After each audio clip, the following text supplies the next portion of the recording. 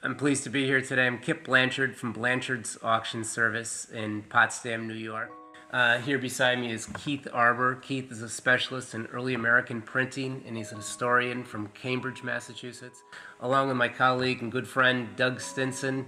Doug is one of the partners and co-founders of Tremont Auction Gallery in Newton, Mass. We've known each other for many years, and about 7 or 8 years ago, I think it was, Doug and I went on a house call together and to look at these important documents and collection right here in the county. So Sure. So, the opportunity to review these documents initially about 8 years ago involved an introduction to a woman who lives here in St. Lawrence County and has done so for many years. She has been the caretaker and has possessed these documents, as certainly her forebears have as well. At the time of initial review, they were basically stored in a desk drawer, carefully and thoughtfully laid out and preserved and protected by her, as certainly her forebears did as well.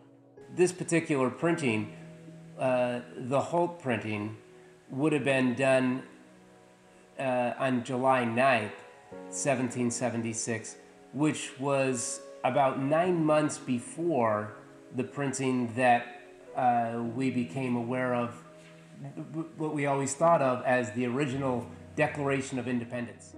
The condition's nice. There's expected wear and tear on a thin document that was folded up and was sent by horseback and passed hand to hand, and then consulted every so often. Some of the broadsides are virtually untouched, folded once after they were first read, and then never unfolded again until you worked with the consignor to make sure that they were unfolded properly and stored properly after that. These are in exceptional condition. They weren't displayed the way this was for a very brief window between. The most remarkable thing about this copy of the very rare Holt printing is that it was docketed by Uriah Rogers on the back with an autograph inscription dated July 24, 1776.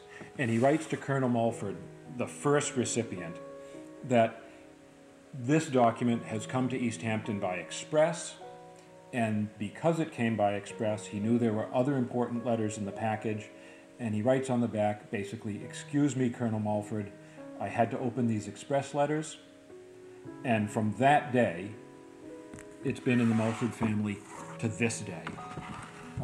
We know that a fourth generation descendant, Robert L. Mulford, was exhibiting this in his home.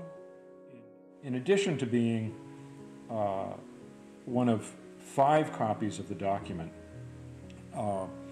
this is the only one with unbroken provenance in the same family, in the same caring hands for 241 years. It didn't come to its present owner alone. It came with supporting Revolutionary War documents.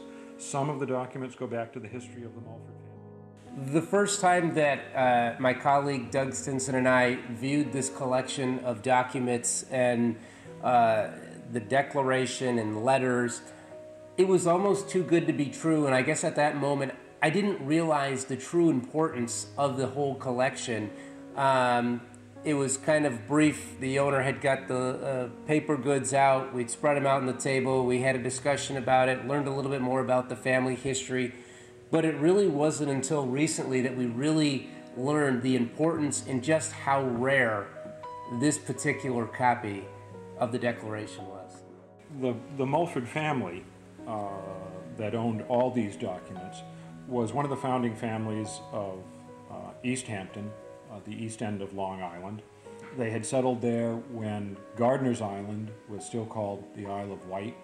They settled there when the eastern end of Long Island was still a part of the colony of Connecticut. And there are documents in this collection that pertain to all those periods of early Long Island history. So having reviewed and discovered these documents about 8 years ago, and having ensuing conversations with the now consignor of said goods, it's been decided by the consignor that it's time to let go of this material and find an appropriate home other than potentially the slant lid desk drawer in her home.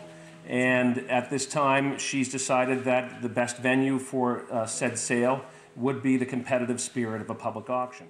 What we're looking at here today is a copy of the Declaration of Independence. It was the whole printing done on July 9th, 1776, done in White Plains, New York. This is now one of 5 known to exist.